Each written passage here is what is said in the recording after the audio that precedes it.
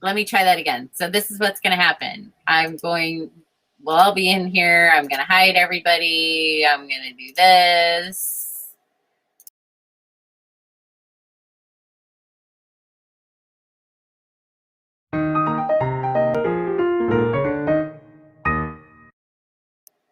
And then I'll say, hello, here I am. Welcome everyone to the roundtable, blah, blah, blah, blah, blah. This is what it's about. Let me introduce, I'm going to bring in our guests. First, let me welcome Sarah. Oh, hang on. Or you know what I can do? I can bring you guys all on at the same time. We could do a Brady Bunch thing where we all look at each other and...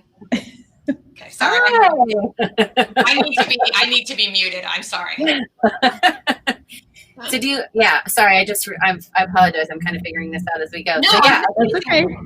Do that, and then have you all appear at the same time, and then I'll say, let you introduce yourselves. So Sarah, oh God, your name is wrong on my agenda. Apologize. That's okay. People always leave the H off from time to time. Okay, and I will add my, I'll add the Lafayette Library Foundation on there too. Yeah, I'll have you guys do that. Yeah. Now, is that something I do when I first join? Yes, it's in like the setup section. Okay. I just have, so Sarah, above, I can like see me where it says I'm on air. There's a blue edit button. That's where I did. Okay. Oh, okay. Thank you. Oh, you're so clever. Your view is very different than mine. Let's see here. Looks like I have limited space, don't you think? I don't know. Oh, to write your whole. It's just so bloody long. Let's see. I know yours is the longest. It'll go like all the way across the board. Yeah. Yeah. Let's see what happens. Oh, it makes it. Yeah. Did I get it right? Am I missing a space in there or something? Okay. Well, it looks good. Okay. It's a mouthful.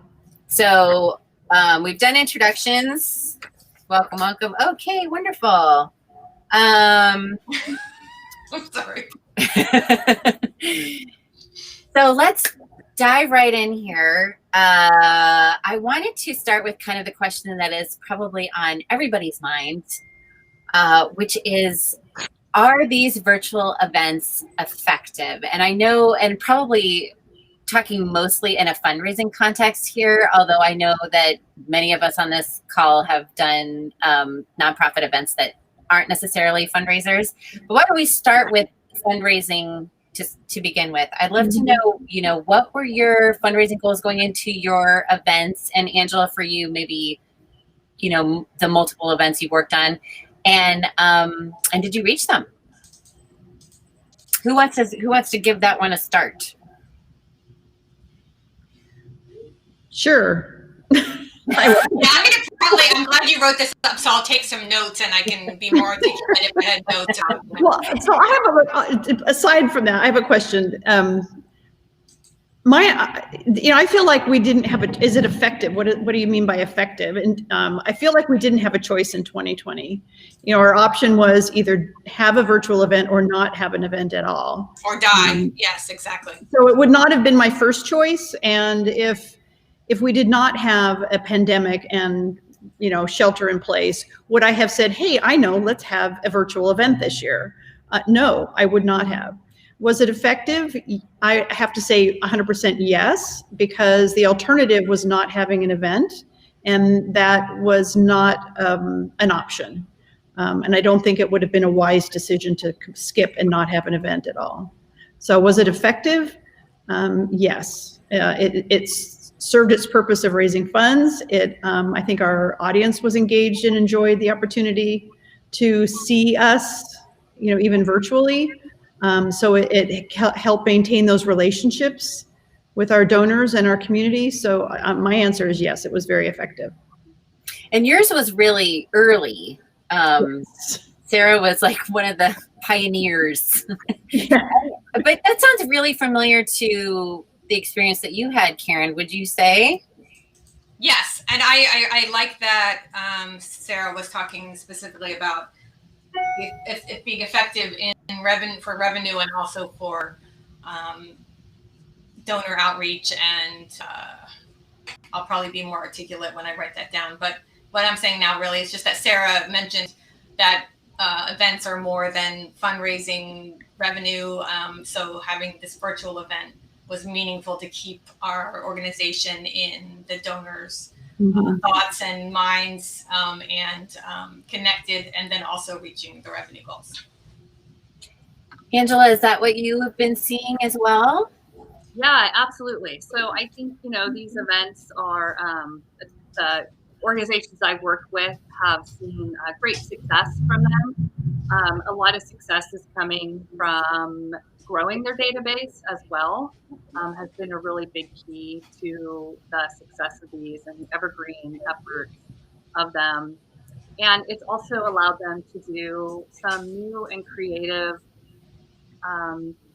ideas that they couldn't have done, or maybe would have not have thought doing in an in-person event, that they've been able to bring into virtual live stream. But everyone that we've worked with has either met or exceeded their fundraising goal, as well as just the overall outreach and letting their community they serve know that they're still here for them.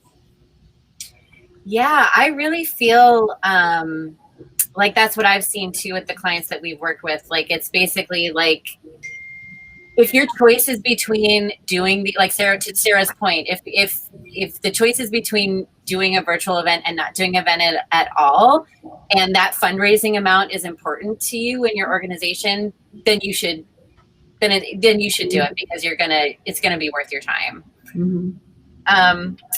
I want you kind of started to touch on this a little bit, all of you, but beyond kind of like, are we making the money we needed to make if it was a fundraiser? One of the things that was so exciting to me about working on these events is the unexpected benefits, that sort of unanticipated results, or maybe we kind of had an inkling that they might happen, but we weren't sure, and then it did happen. And Karen, I wanted to start with you because you sort of started to touch on it, but like, one of the things that really stuck out to me after our project together was the comment that you made about the expansion in your donor reach with the event. Right. I was wondering if you could speak to that a little bit. Right. Well, that actually gave us a kick in the pants. We had been hoping to do an online auction for a long time, but we just didn't get around to it.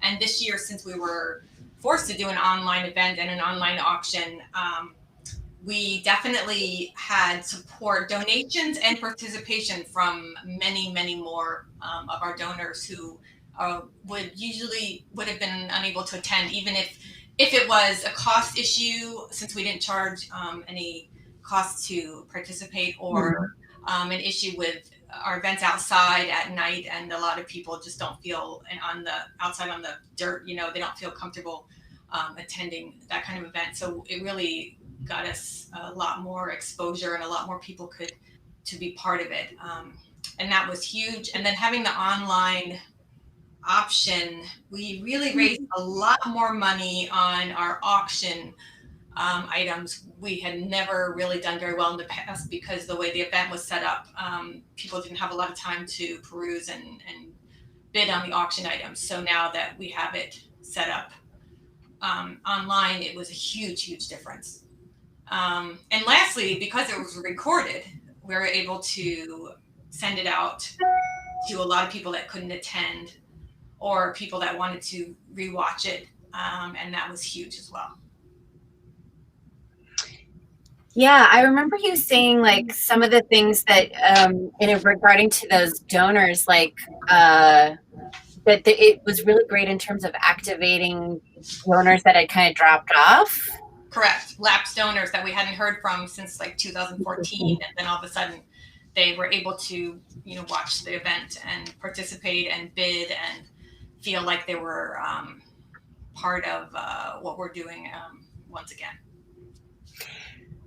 Sarah, I know it was kind of like a little bit more rushed for you, but did you, I feel like I remember you seeing something similar, but.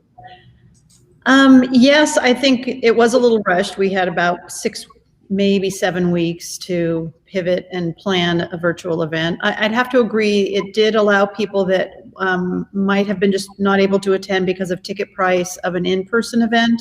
It allowed them to participate. We did see that we reached new people in terms of our online auction. We came up with some creative packages that we would not have, that we wouldn't have done if we were in the room with an event, and those brought in some new people as well. Angela, do you have anything to add to that? Yeah, I mean, I just think from unexpected benefits, just from the revenue side, the clients we've been working with have all expressed that they're seeing more donors coming in, and they're seeing the money continue to come in a week, 10 days, sometimes 2 weeks after, because people are still getting the word out about this event. Hey, it was so great, go and watch it. We have a project that actually one of their donors, a grant, was so moved by what they saw in the program in such a different way than in person that they made they approved their grant, which they didn't think was going to be approved. So there's just, you don't know how these virtual events are going to impact on those who are watching, either in person or after the event, and everyone's seen some success in the field. Yeah, I definitely, everything that you guys have been touching on, we've definitely been seeing. I feel like one of the things that nobody mentioned was donors expanded geographic reach, but that's something as well. Karen, didn't you guys have a donor from like London or something like that? Or I'll have to look, but I know when it came to family members and people that have moved out of the area, we do have donors all over the country. Not as many since we're Save Mount Diablo, so we're really it's local. But we do have donors that were raised here and really feel strongly about their connection to the mountains, and they live all over the place. So we did have people come and watch from all over the place and donate and feel like they could be part of a special event that they hadn't been in the past. Right. And I feel like that's something that, there must be some way to kind of move that into the future, right? Like even when we are able to all be in person again, like these are kind of special, neat, cool things like that. It would be great to be able to not lose. Right. I was thinking of a hybrid events for the future where we could still have an online presence, just because, especially because of our event and how unique it is, and how the being where it's located is a barrier for a lot of people to attend. Yeah. It would be nice to have some online component. We'll keep the online auction and some online component where people can maybe at least watch the presentations from home. That would be really meaningful. Also for us, even after COVID, unfortunately, California fire season has really gotten out of hand. It has been extended quite a bit. So for us, we really need, since this is an outdoor event, we really need to be able to pivot and plan for an online only virtual event, I think for the next several years, because it's very possible, as it was this year, where we had such bad air quality that was no way we could have had any kind of outside event, even to film the virtual event outside. We have right. Yeah, so we had to move the virtual event indoors because the air quality was just unacceptable for anybody, even the crew or anybody that was speaking. So I think it's going to be a reality for a long time, and I like to have that option of either having a partially virtual event or having to pivot to a fully virtual event, depending on what's going on with the air quality, with the fires and whatnot. Wow. Yes, and you are getting ahead of me a little bit because we're going to talk about that more. Okay. Well, I'll read this more closely so I don't get ahead of you.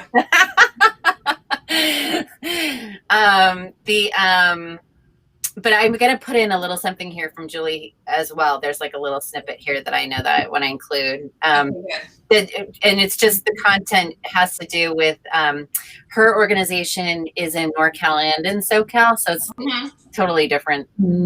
But typically their event is in NorCal, and so this way the SoCal people were able to participate and be engaged. So that's a neat plus as well. Yeah. Anybody have anything else to share on that front? Unexpected benefits? I already talked about things with new donors and reactivated donors. People that were able to attend that could never physically have been able to get there, or that were not able to afford the ticket prices in the past. Right. I'm not sure that it's necessarily a benefit worth mentioning, but I found producing the event easier. Budget-wise, it was like a third of the budget, less than a third of what we would usually spend. Because our event is obscene. And just physically, it was easier. Physically, usually I don't sleep for a long time. I work 12, 15 hours. I mean, it's not, even if you plan ahead, this event outside with having like a big pile of dirt and making an event there, even if you plan ahead, you still have to be there for the crew setting up everything, getting all the tables set up, getting everything set up. It's like hours and hours of work and soul-sucking, work, life-changing, aging work that you're never going to get back. So this year was like not anywhere near the amount of work, and also less than a third of the budget. And just I was not as physically beaten up afterwards. Yes. Exhausted. I got to go physical home. Exhaustion. Exactly. I wasn't there till like 11 at night and couldn't feel my legs anymore. Right. Well, this is so interesting. And actually, you guys, I don't know if you did it on purpose, but that was kind of my next section here, was kind of talking about what's the difference between the two. Yeah. Angela keeps disappearing, but I wanted to. I won't. Sorry. I won't. She's got things to do, people to see. Right. So I don't know if you heard what they were just saying, but they were talking about. They felt like in a lot of ways it was easier. So interesting to me, because I feel like you and I have had discussions where we've said it's kind of the same amount of labor in some ways. So what do you think? I mean, obviously what they're saying is true, but what do you mean by that? Well, I mean, for me as an event producer, there was still the same amount of work. What was missing was the physical element that Sarah and Karen both mentioned. Because yes, when we're done with these virtual events, it's like, oh, I pack up my laptop, I have one little container, and a monitor, and off I go, and I'm home. Yeah. Which is, and then usually it's unloading the next day, the next 2 days it's unloading and cleaning, and these are, from that aspect, much easier. But I think the planning of these, just from a production standpoint, are actually a little bit more involved, especially when you're working with someone like Flo and Stephanie and John, and really making sure that you're creating that story and what that is. It takes a lot more time to create that kind of a program than it does in-person event, where everyone has a script and you have maybe 2 or 3, maybe 4 transitions, people going on and off stage. This is much different from that standpoint. And I also think the marketing and communications of these events is different as well, and takes a lot more time and thought and effort and energy to trying to make sure that you're getting the word out and that people are going to show up to watch your event in person. Yeah, that was actually something if you want to just keep going here, Angela, that was something that I wanted to touch on, because and definitely hear from Karen and Sarah too, if they agree or feel differently. But I know that you've mentioned a number of times that the way you market these events is differently. Like, yes, there's still value in the paper invitation, but can you talk more specifics about what you mean by that? Yeah. So for us, what we do, our communication plan for these virtual events is similar but a lot different for these. We're still kind of advocating doing the paper invitation. Why not get that out there? There's still a lot of value in that paper invitation. Maybe not a printed program, but maybe a printed program, depending on if you're going to do a gift or not, and you have a way to get that printed program in someone's hands. But definitely a digital program, especially because it gives you some value for your sponsors, because they can still put their ad in there. Now you're linking their website within that PDF that you're sending out to everyone. Mhm. and you're still getting a lot of that branding out there for your sponsors. I think there's a lot more that needs to be done with sponsor engagement around these Mhm. virtual events, because we want to make, and it's actually better for them, right? Because if the organization is dropping them into a social media post, into email blasts, onto your auction software, and that their logo is linked, they're actually getting a lot more opportunity for being linked back to their website um, than they ever were in an in-person event. So I think that these virtual events are actually kind of teaching us a lot more different tools that we're going to use and utilize when we go back to in-person or hybrid events as well. What about timeline? And I don't know if Karen or Sarah want to jump in on this one, but like it seems like, you know, the timeline for marketing a live event is obviously like you want to make sure you get it on the person's calendar like way in advance, and Mhm. it's a totally different animal. Are you asking whether or not it would be a different timeline for a virtual event? Yeah, like it seems like it's a little bit more truncated, or it's just different because it's more like you have to keep reminding them the closer you get to the date to show up, right? Or Well, I think even I found that the anxiety around is anybody going to come to my party in person was really not any different than is anybody going to tune in to my online, even when they've bought a ticket, you don't know if they're necessarily, are they going to come? So I found that it was pretty similar. But I do agree that you need to do a lot more immediate reminding right leading up to the event. And one of the things that's nice about an online auction system, like Karen was talking about, is often they're built in with text messaging and email reminders that you can set up and have automatically sent out to people, that the day before, the day of, the hour before, during. So you have a lot of tools available with an online auction platform that kind of helps with some of that marketing. Karen, do you have anything to add about marketing or communications or things that you felt were different? Or well, due to the nature of our event, it's such a unique event. I don't feel that it was the same amount of work at all because we have usually managing 100 volunteers to set up and break down the site and deal with check-in and check-out. The amount of permits that we usually have to get in place, the way that the catering works and the amount of food that we do and the tasting of the food and the setup of all the kitchen and all that. It starts several days before the event, the lighting and the restrooms and all that. Communications wise, we should have probably started earlier. It took us a while to kind of get our head around the virtual event and how we wanted to specifically do our sponsorships. So once we got that in place, it makes more sense. But pivoting and making sure that there were reasonable sponsorship benefits that were in line with the sponsorship amounts we were asking was a little bit tough. Originally, we were hoping to have a small, with under 50 people live event, but that wasn't possible after COVID escalated. So I definitely would have wanted to communicate sooner, but in the end, it was okay. It's not as stressful as knowing that the invitations have to be out at a certain time for people to block their calendar to actually come to a live event.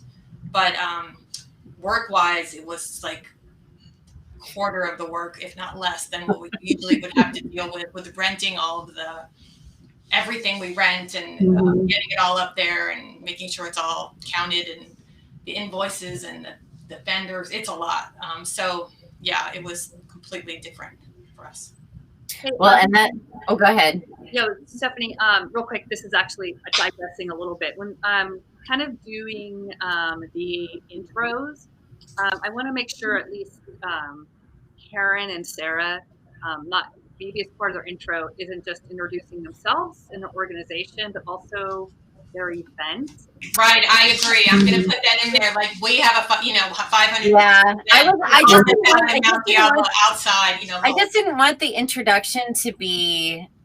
I originally actually had it like that, but then I was worried, like, oh my God, it's going to be half an hour of introductions. I can do it. I think we could do it in like 30 seconds. It's just adding a little bit about the event. Context, yeah, totally. And I think it's important too because Sarah's experience and your experience, Karen, and Julie's experience were also different in terms of like where you guys were planning your events in terms of, Mhm. COVID. Yeah, but I completely can relate to what Karen's talking about, because ours isn't in a banquet room where a hotel takes care of everything. Ours Right. is inside the library. We have food stations. We have about 10 different food stations, 4 different bar stations. So it's tables, all the rentals, all of that logistics that you're talking about, Karen, not anywhere near the scale, but we have about 100 volunteers, the same thing. It's a production. It's a big production. So I agree that I think because our time frame was so short, I would say that the planning was just as much, but instead of worrying about where the tables and chairs and restaurants were going to be and all those logistics, we were trying to figure out, how is the technology going to work? What is that going to look like? What's the story going to be? Are we going to do live presentations or pre-taped things? So it felt like just as much work to put on the production, but it was the night of that was just dramatically less effort. Right. And after doing the same event, obviously our event has gotten larger and more complex, but after a similar kind of structure for us for 18 years, switching to going virtual and trying to adjust, that was the hardest part. If we were to do it again, we have a great template, we have a great template in place for what we would do again and how we would improve it and what works for us and what doesn't work. But I think that first year is what's the hardest. Anyone who's doing it from now on, I think, benefits from all of our knowledge and everything that we've learned. Well, I think you make a good point too, Karen. It's that first time that's really the challenge. And once you kind of figure out what's right for you and your constituents, and you have one under your belt, it's a lot easier the second time around. Especially we hope, right? Yes, we hope. Well, it was at the beginning of the pandemic, and people were still kind of getting used to Zoom and trying to explain to committees and supporters and whatnot about having something actually be virtual. Like, it was completely beyond their realm of understanding. I think a lot of people now have been to several of these; they totally get it. Yeah. We wouldn't be in that spot again where we're trying to explain something that is like completely unknown and non-comprehensible to a lot of people. Yeah, I think that was for me, and Karen, with working with you guys, that's been one of the hardest pieces. And so when I kind of say a little more work, because there was so much more time and energy put into education on some best practices and suggestions on how to do these, that when you kind of look at the hours, it's kind of evening out to the same number of hours. But now that we're kind of really looking into this, we have best practices down, but now we're at the point of trying to get a little more creative now that we have those best practices down. The phrase that comes to mind is learning curve. We all had sort of a learning curve the first year. Oh yeah. Well, yeah. And I kind of wanted to, the last thing that I had on here for us to discuss was around fundraising tactics, but you guys are kind of making me think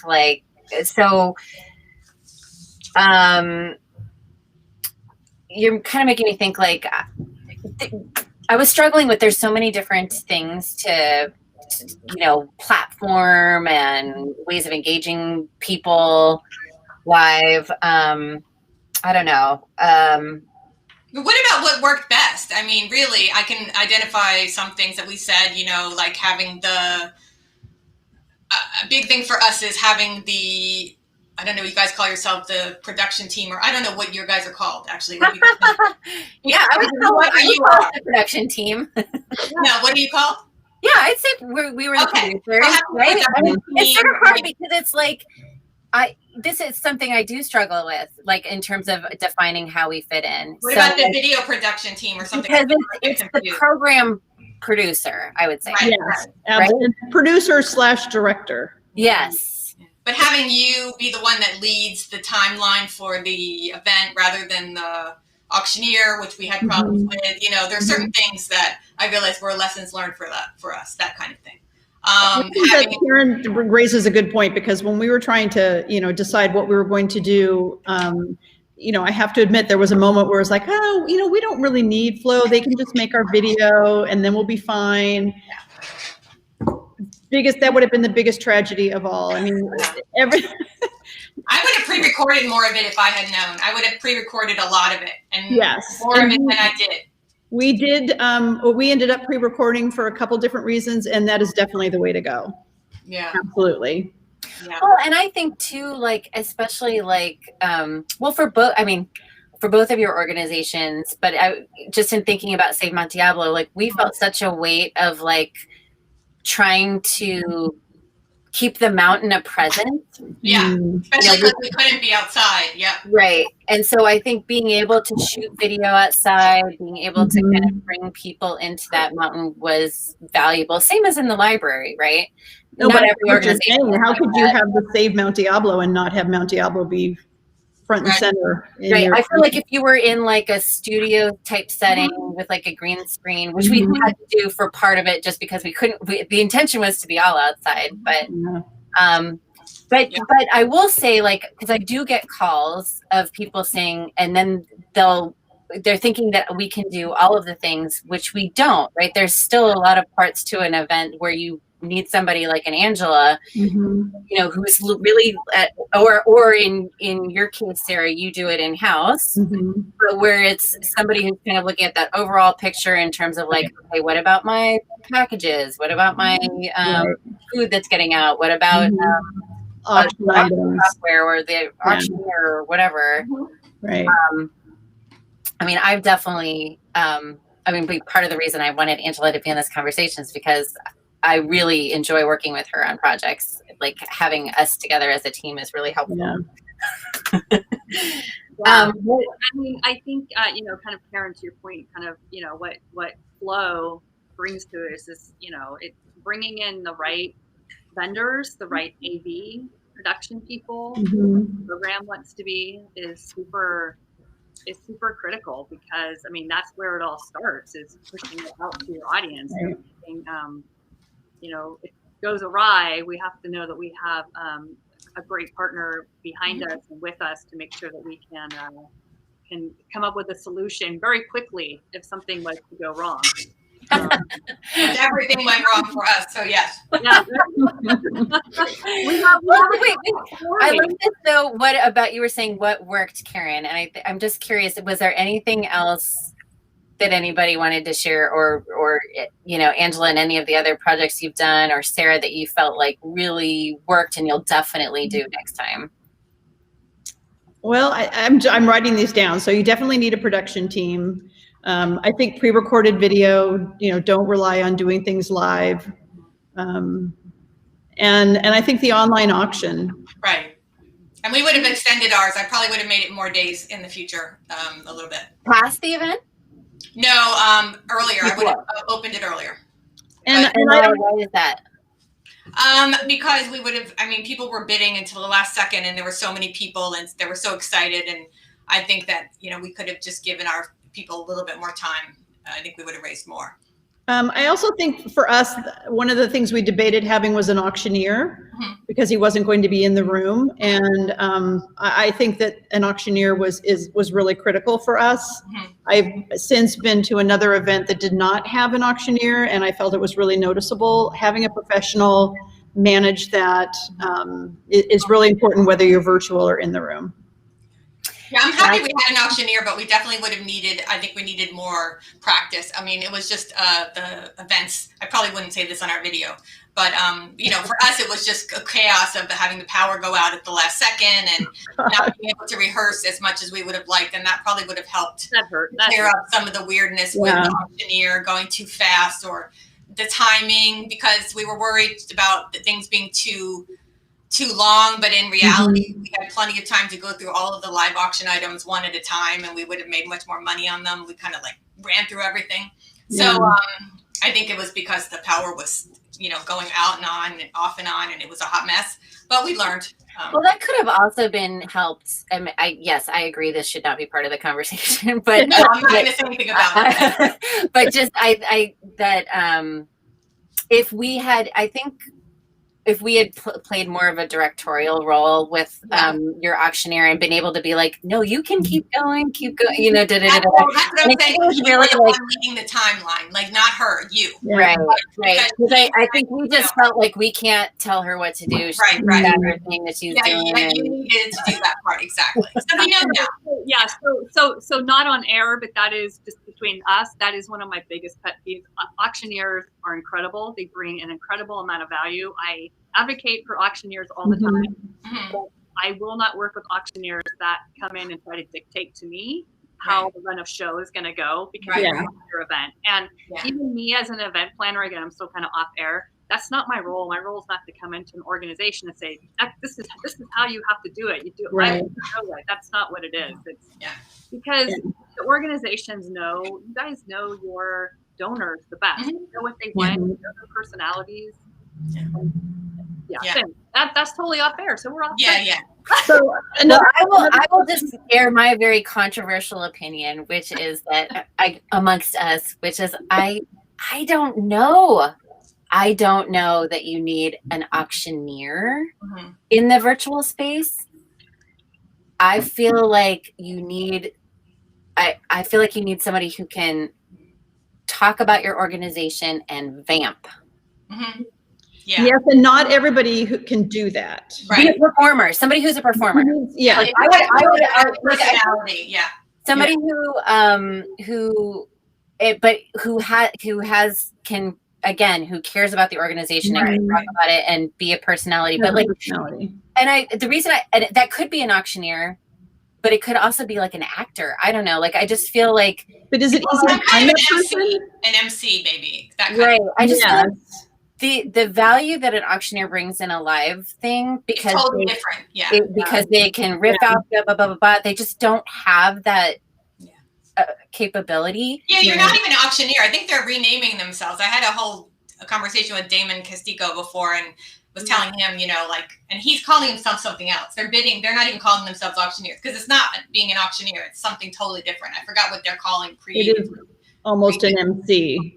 Yeah, or something. But I think unless you know and have seen this person in action, I think it can be a real risk to just rely on, the funny guy from your board. No, it has to be somebody that really that has skill. Yeah, definitely not someone that has a mini next, you know. So let me be clear. I think it should be a professional. Yes, agreed. I just don't know that it needs to be some auction expertise. Exactly. Yeah. But this is, again, I'm coming from my world of, well, to Angela's point, and again, we're not going to put this on next week, is, you know, it can be a professional auctioneer. We've had one who was just so arrogant and full of himself, and we all hated him, that I don't think we ever want him back.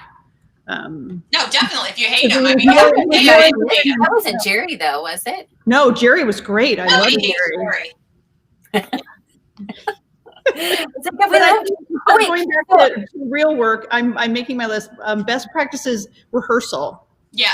Okay, that's a good idea. So maybe, so instead of doing fundraising tactics, let's change this to, kind of like what works or best practices. Right, exactly. Because fundraising tactics, you know, it's a lot of the same kind of thing that you would usually do. It really is. It also could be like a much longer conversation. I don't know. I feel like a lot of these things you could get into the weeds on. Yeah, agreed.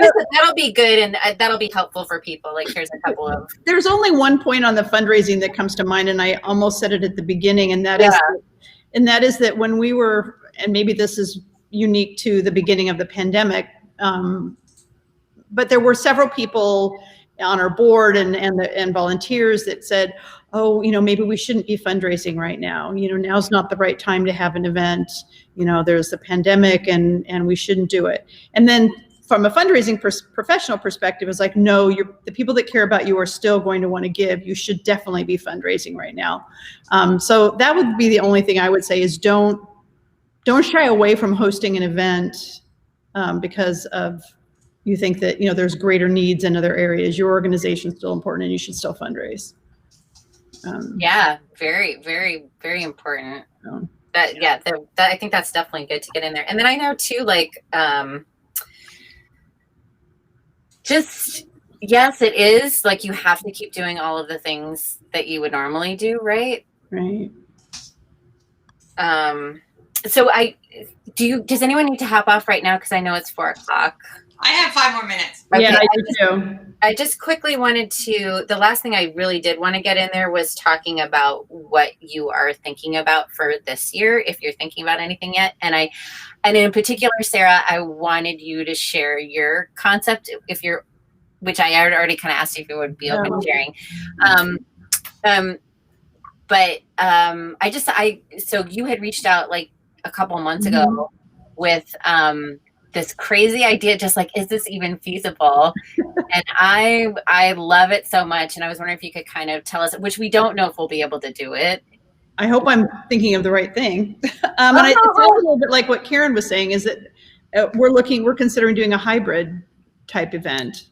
And our event has always taken place in the library. It's a gorgeous campus. We've used all of the space and had people transitioning from one area to the other. But the hybrid event idea was to have sort of small pod groups in different areas of the library, and then also have the ability to do some of it virtually online. It's still in the very high level concept stage, but we're hoping to be able to do something like that this year. Yes, that was what you're thinking of? Yes, totally. Well, and I don't know if you were still thinking about this, but like the idea of kind of like traveling the camera around from room to room. Yes, because that was part of your event, was it used to be like a traveling event through the library, and so I love the idea of how do we can we take that into the virtual space as well. It's kind of nutty, but we just bought that dolly for the camera. We have totally, we can do it now. We have monitors that we can have in each location, so that if you're in the children's balcony, you can see what's going on in the community hall or on the patio. And then yes, we could have the camera going into those different locations, but the small groups of people would still remain fairly isolated, so that we didn't have a group of 250 people commingling about the space. Right. And I think, oh shoot, I had something else to talk about with that. No, it just flew right out of my head.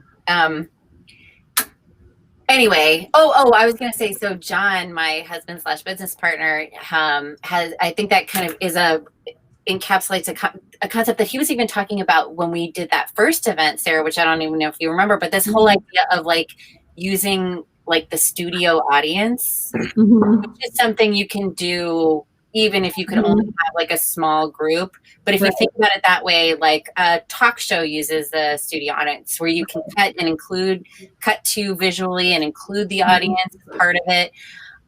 Maybe if you were still doing auction, like you could, you might have to run it instead of totally online. If you were doing some kind of live auction items, you could do it like the car auctions. Like people would have to call in. Yeah. But and we had that set up last time. We had people on the phone. We had people on phones available because we were concerned that maybe there'd be some issue online. So we told people, if you are having trouble donating via Zoom, you can call this number and someone will answer your call and take your donation. And Karen, you kind of already talked about what you were thinking, or I mean, just loosely, but you don't have any concrete thoughts yet? It's too far out. Right. I'll promise to have concrete thoughts by next week. No, you don't need to have any. You don't need. I'll never have concrete thoughts again. I just, and then I'm going to have a little something from Julie, where she definitely was just saying she wants to incorporate having some kind of like maybe 20 minutes of pre-recorded program, even if they were live. Actually, she had a funny point, which I don't know if either of you guys had an issue with, but she was like, it's so great about the pre-recorded because some of our speakers are so long in person and it gets so boring. And it's like, she's like, this way we can troll. I'm not going to put that in there, but I was like, that's an unintended benefit. It is. And I agree. I'm curious. I have a question for Karen, and this is probably something we don't want to talk about on air, so to speak. What was your thought, Karen, on your live auction items? Oh, it was horrible. Yeah. It was a horror. So I would definitely have to do something else about that, because it was like, I don't know, and we raised nothing, very little compared to what we usually would raise. It was absolutely horrendous. And so was the fund in need. So we raised a ton of money in donations that covered that. But the fund in need and the live auction, that's why I'm saying, like, I don't know if it was because of all the chaos that was happening or what was happening, but it was nowhere near what it would usually be. It was, Actually, I'm kind of glad to hear that. Yeah. I think the problem with Absolutely live auction is horrendous, live auction's great when you have a bunch of drunk people in a room or not. exactly. You need drunk people. people who are competing with each other because they Right. will outdo each other. There's no sense of competition online. It's just I not agree. the right venue for it. I probably Yeah. would have done it as I would have made them like premium silent auction items or something in a different way. Yeah. Because Well, it don't seem there was That's any actually kind of like how things, I mean, Angela, I know the last event we worked on, or the last couple events we worked on together, and I don't know if some of the other ones that you worked on, but that's kind of how, like, where people were moving to, Yeah. right? Kind of making it more like premier items. Yeah. So what I was seeing and just pulling data too is those items that we tagged as live items, and we did have them shout outs to them either from an MC or an auctioneer. They were getting, pretty significant bids, either between 30 or 50% of the bids for that item were coming in during the event when they were showcased, even though they had been open, maybe when the silent auction happened or a couple days after. So Right. they are coming in. That what I'm finding some difficulty with, and I just had this a couple of weeks ago, was an event that we had dual broadcasted on YouTube Live and Facebook Live. Facebook Live had 16 seconds behind YouTube Live. So we were closing the live auctions as live items. So the auctioneer would say close. And I was closing that. So I actually had to wait until Facebook Live had caught up. So the people on YouTube were like, oh, the item's closed. And then really it was 16 seconds later. Oh, wow. Yeah. You see that. Yeah, that didn't work well for us either. Like the auctioneer seeing what the current bids were and she needed that's why it would have been good if it was someone that knew our organization that had some banter so she could chat about something else while the stuff was coming in, because she rushed through it so quickly because there's this huge delay. She was great and all, but I think some of it was, she had said that she had a lot of experience. Obviously this is offline, a lot of experience with doing these virtual events, but when it came down to it, she should have really been knowing that she would have to banter and wait like almost an unreasonable amount of time that you would if you were in a real live event. Right. To wait for people to kind of get a clue and click and it to come through. And the whole thing, like she bam, bam, bam, bam. It was like 5 seconds later, we're like, whoa, what happened? So it was a rude awakening. Yeah, but I feel like I just think it's that live, trying to get that online, at least right now with the technology as it is right now. It wasn't fast enough, no. Yeah. And even like we did one event where it was like they were showing it the video right in the software, like with the auction stuff, and that guy, their guy, he wasn't pro, but he still blew it. Like it was Really? Yeah. Okay. Supposedly right in real time. That Well, makes you me feel watched better. that one, Angela. I'm talking about the Walnut Creek Library. That whole thing was That was a hard one. I was just watching it as a guest, and I was struggling. Oh, so no. brutal. Anyway, Yeah. But I think just on live auction, again, I think that if you have some items and the people who donate them know in advance that you're potentially only going to get a 60 to 70% of what they normally would, it's still good to have, because again, it still keeps that sense of community and connection to your auction. So go back to in person, you're not really losing that. But just knowing the live auctions, the trends earlier in the year when COVID first hit. So Sarah, you guys probably experienced maybe a higher bidding on your live auction, but as the year progressed and as we got into fall, and really the fall was so much competition in the fall because a lot of the events moved to fall. I mean, there were events probably 7 days a week here. Yeah, people were really, very tiresome. They were zoomed out. Yeah. And so the items started, the live auction items just started going down. We did do a couple of events where we had the live auction items have a hard close time, like during the event or after. The hard thing though is that if you have it closed like during the event, you have to stay on time, because everything have 2 events where we had to go online and say, oh, actually, hey, we're going to keep our live auction open for a little bit longer because our MC ended up talking a little bit longer, or the auctioneer was talking a little bit longer than what we had put into the timeline. So again, there's still some value in some of those unique items. It's just working what's best for the organization, what platform you're using too, I think is really going to dictate more strategic for 2021 and platforms that we use and how we close things out and get the word out. So do you think so? And I'll just throw this out to you as a last, and if you have to hop off, I totally understand. But I mean, when you're thinking about planning for 2021, or and maybe Sarah, this is most in your mind because your event is not that far away, but if you're still doing it at the same time. Yeah. But I mean, do you kind of have to approach it like with a dual mindset of like, either I'm going to go all virtual, or I'm going to have a hybrid, or I'm going to plan for both and then make my decision later? I'm going to plan for both and make my decision later, since ours is in September. And I'm going to have a cutoff date when it would be reasonable for me to switch one way or the other.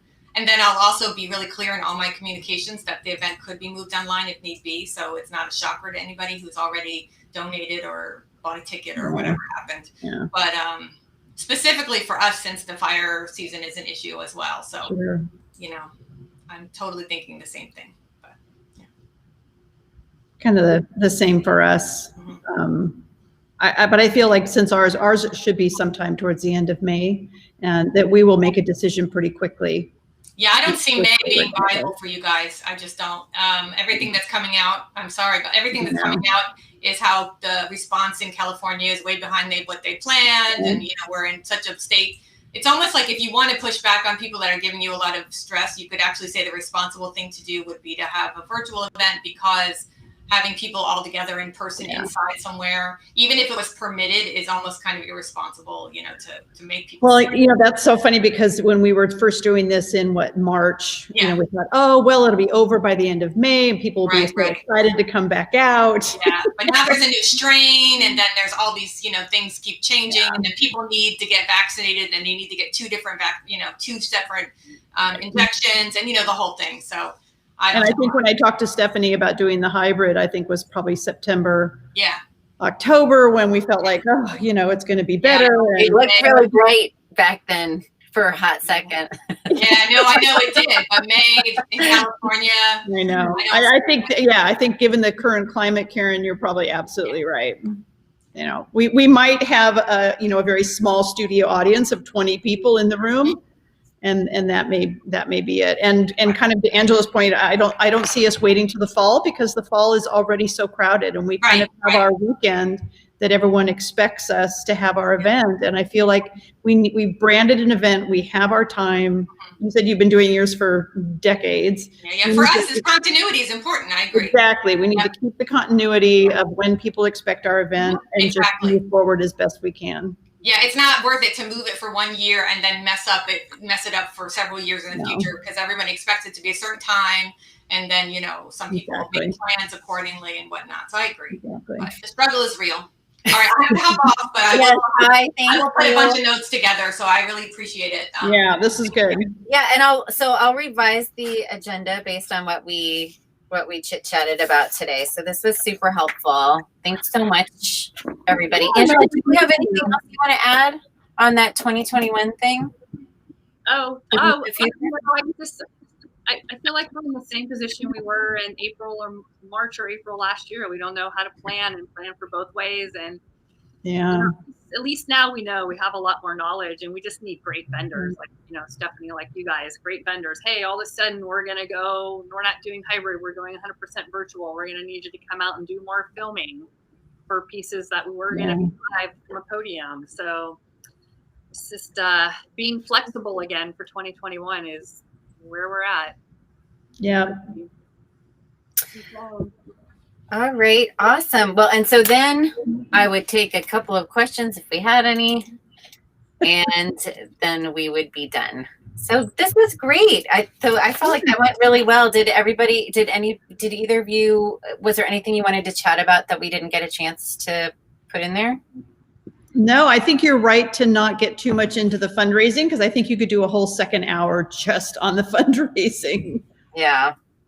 Keeping it on the event itself, it makes sense. Yeah, I think so. And I think just having Sarah and Karen just briefly at the beginning talk about their event,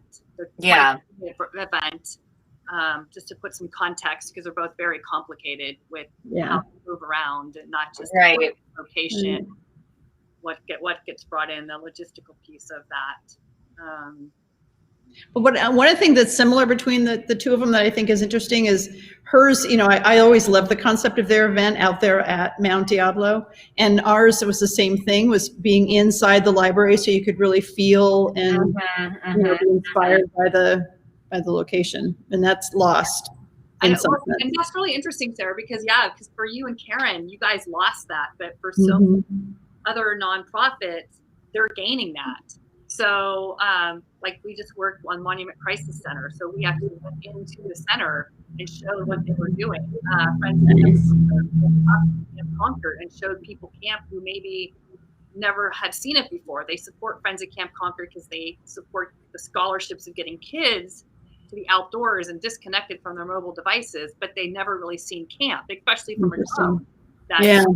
Well, and two, I mean, maybe even Sarah, just to think about it, like even if we can't do the people in the different rooms, like we can still make the library more a part of the event. Like I think we were just so rushing when we were doing yours. And we did try to, sorry, I interrupted. I mean, the videos that we shot, we made sure we shot them here. Right. I had Beth do hers inside the library. The board was so perfect. Yeah. I think the challenge this year is the fact that technically we've pretty much been closed all year, other than come to the front door and pick up your books. Wouldn't it be fun though? You could, if you have time this year, knowing that you're still going to be somewhat virtual, do some of those people cutouts, but do out of character from books. Oh, really? So what a fun idea! Put them in the audience. Yeah, put them in the audience. Alice in Wonderland, and recognizable characters from books. We've thought about, one of the things the librarians have done in the past is a teddy bear sleepover, where you bring your teddy bear to the library, and then the librarians have the teddy bears have a sleepover, and they take pictures of them. And so we've kind of thought, maybe we could do some fun little fundraiser like that. That's so cute. Since we're closed, but you could bring your teddy bear and we'll make up some little adventure for them. So. Oh my gosh, you could do a whole quick little video on that. Yeah. Anyways, I've got at 4:30. I have to get out. Yeah. Sorry. Here. Thank you. Bye. Thank you again. Bye. Thank you. Well, thanks, Angela. Yes, thank you. Thanks for everything. Thanks for putting this together. I'll put together. Yeah. Did you get was there anything else that you wanted to talk about that wasn't in there? No, I mean, I know we're kind of having some off-topic conversations, so yeah, I think we'll be good, and I'll start getting the word out. I'm gonna put it out to my Cal State East Bay nonprofit certificate group. Oh, nice. Private LinkedIn group, so I'll drop it into there. Cool. So I'm not connected to all of them on regular LinkedIn, but through the group I am. There's always stuff being posted to that. Hey, so just us. I have an hour and a half. Actually, that's why I was getting here kind of late, not a little unorganized. Sorry. So I'm like, I got to plug in.